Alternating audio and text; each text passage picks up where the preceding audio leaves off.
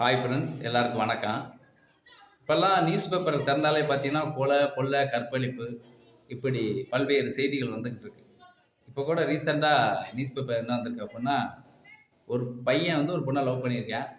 ஒரு 2 வருஷமாக அவங்க காதல் பயணம் போய்கிட்டே இருந்திருக்கு. அப்படி போயிட்டே இருக்கும்போது திடீர்னு அந்த பிள்ளைக்கு இவனை பிடிக்கலை, அவாய்ட் பண்ணியிருக்கு. அதுக்கப்புறம் பார்த்தா இந்த பிள்ளை வந்து இதில் ஃபேஸ்புக்லேயோ இல்லை ஏதோ இதில் இன்ஸ்டாவிலேயோ ஏதோ ஒரு பையனோட ஃபோட்டோவோட இருந்திருக்கு ஃபோட்டோவில். அப்போ அப்படி இருக்கும்போது இதை இந்த பையன் பார்த்துட்டு என்ன பண்ணிட்டேன், இன்னொருத்தனோட நீ இருக்கிறியா அப்படின்ட்டு என்ன பண்ணிட்டேன், அந்த பிள்ளைய போய் வீடு தேடி போய் கத்தியால் குத்தி கழுத்து அப்புறம் தலை இப்படி எல்லா இடத்துலையும் குத்தி அந்த பிள்ளை இறந்து வச்சு.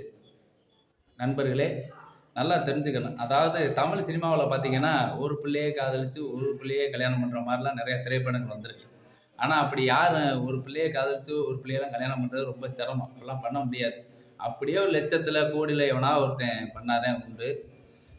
அப்படி வந்து இயற்கையாக வந்து யாரும் அப்படி பண்ண முடியாது.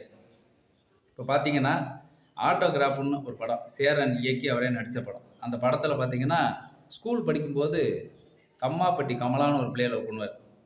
லவ் பண்ணும்போது அந்த வயசுல வந்து டீனேஜ், கல்யாணம் பண்ண முடியாது. அந்த பிள்ளை வேற ஒருத்தரால கல்யாணம் பண்ணிட்டு போயிடுறேன். அப்புறம் இவர் என்ன பண்ணுவார், ஐடி இப்படி படிக்கும்போது அங்கே ஒரு கேரளத்து ஒரு பொண்ணை, கோபிகா அந்த நடிகை, அதை லவ் பண்ணுவார். அங்கேயும் காதல் சேராமல் போயிடுறேன். அதுக்கப்புறம் பார்த்தா தன்னுடைய வேலையை பார்க்க ஆரம்பிச்சிடுறாரு. அப்புறம் சினேகாவை பார்ப்பார், காதல் வயப்படுவார். ஆனால் அவங்க வந்து ஃப்ரெண்ட்ஸ் மாதிரி தான் இருப்பாங்க. காதலி ஆக மாட்டாங்க, காதலிக்க மாட்டாங்க.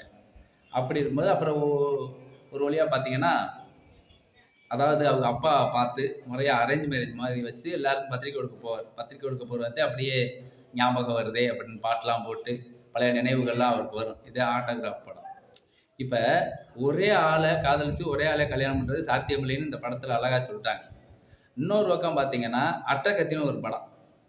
அட்டகத்தில் என்னன்னா, அந்த பிள்ளை வந்து உன்னை வேணான்னு சொல்லி ரிஜெக்ட் பண்ணிடும். யாரும் அட்டகத்தி தினேசர். உடனே அவர் என்ன பண்ணுவார், மூலையில் உட்காந்து அழுதுகிட்டு இருப்பாரா இல்லை தாடி வளர்த்துருப்பாரா, அதெல்லாம் கிடையாது. கூலாக போவார். போய் ஒரு டீ கடையில் போய் போண்டா போட்டிருப்பாங்க, அதை வாங்கி நல்லா திம்பார். இப்போ அப்படி வந்து தன்னுடைய சோகத்தை வந்து ஒரு போண்டாவில் மறைச்சிட்டு போயிடுவார். ஒரு அற்புதமான படம் அட்டகத்தி படம். இதுலேருந்து நமக்கு என்ன தெரிஞ்சுக்கணும் அப்படின்னா, 2000 ஆண்டு காலமாக அடிமைப்பட்டு கிடந்த பெண்கள், அடுப்படியிலையும் மற்ற வீட்டுக்குள்ளேயும் அடிமைப்பட்டு கிடந்த பெண்கள் இப்போ ஒரு 50 ஆண்டு காலமாக வெளியில் வந்திருக்காங்க. வந்து நல்லா படித்து நல்ல பதவியில் போய் உட்காடுறாங்க, நல்ல அரசு பதவியில் போய் உட்காடுறாங்க, அரசியலில் இடம் பெறாங்க, ஏரோப்ளான் ஓட்டுறாங்க. இப்படி ஆண்கள் பார்க்குற வேலையில் 100% எல்லா பெண்களும் இப்போதான் வர ஆரம்பிக்கிறாங்க.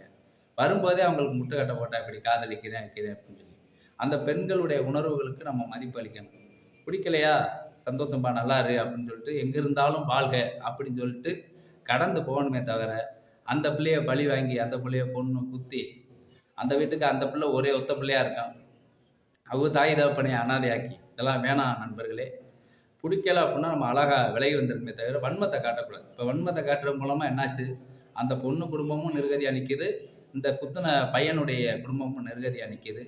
அதனால் காதல்ங்கிறது வந்து அதே ஃபிக்ஸடு கிடையாது, அது மாறிக்கிட்டே இருக்கும். இப்போ ஒரு எடுத்துக்காட்டு சொல்கிறேன்னு பாருங்களேன். அதாவது ஃபஸ்ட் ஸ்டாண்டுக்குள்ள ஒரு பொண்ணு, ஒரு அழகாக ஒரு பொண்ணு போகுது அப்படின்னா, ஆஹா இந்த பொண்ணு ரொம்ப அழகாக இருக்குது அப்படின்னு பார்க்குறேன். அப்படி பார்க்கும்போது அந்த பொண்ணு அப்படி அந்த பஸ் ஸ்டாண்டை விட்டு அப்படி போயிடுச்சு. அடுத்து இன்னொரு பொண்ணு வருது, அதை விட அழகாக வருது. ஆஹா அந்த பொண்ணை விட இந்த பொண்ணு தான்டா ரொம்ப அழகாக இருக்குது அப்படின்னு மனசு தோணும். அதனால் வந்து மனசு மாறிக்கிட்டே இருக்குமே தவிர ஃபிக்ஸெல்லாம் இங்கே கிடையாது. அதனால் பெண்களை வந்து ஃப்ரீயாக விடுங்க. பெண்களை வந்து டார்ச்சர் பண்ணாதீங்க. நீ என்னை காதலிச்சே ஆகணும்னு ஒரு பக்கம் டார்ச்சர் பண்ணுறேன், இன்னொரு பக்கம் பார்த்தா அந்த பொண்ணு காதலிக்கலை அப்படின்னா என்ன பண்ணுறேன், அந்த பொண்ணை கத்தியால் குத்துறாங்க. இன்னொரு பக்கம் ஆணவ கொலை நடக்குது, இன்னொரு பக்கம் காதலிக்கலைன்னா போட்டு கொலை நடக்குது. இப்படி பெண்களை போட்டு டார்ச்சர் பண்ணாதீங்க. அவங்க வந்து ஒரு அதிகாரத்துக்கு வரணும், அவங்களுக்கான ஒரு மதிப்பை கொடுக்கணும், மரியாதையை கொடுக்கணும். பெண்களை வீட்டில் மதிக்கணும், பெண்களை வீட்டில் மதிக்கணும். அதை வந்து பெற்றோர்களே சொல்லிக் கொடுக்கணும். பிடிக்கலையா விலகி போங்க. வாழ்க்கையில் வந்து எப்போவுமே வெற்றி பெற்றுக்கிட்டே இருக்க முடியுமா? தோல்வி வந்தாலும் அதையும் சகிப்புத்தன்மையோடு ஏற்றுக்கிற தன்மையை நம்ம வளர்த்துக்கணும் நண்பர்களே. இந்த மாதிரி வந்து வன்முறை செயல்களில் இறங்காங்க. பெண்கள் வந்து பிடிக்கல அப்படின்னா நம்ம விலகி போகிறதே சிறப்பே தவிர வன்முறையில் இறங்குறது நல்ல விஷயம் கிடையாது. கடைசியில் 2 பேர் வாழ்க்கையும் தான் பாதிக்கப்படும் நண்பர்களே. அடுத்த ஒரு நல்ல கருத்துக்களோடு மீண்டும் சந்திக்கிறேன். நன்றி, வணக்கம்.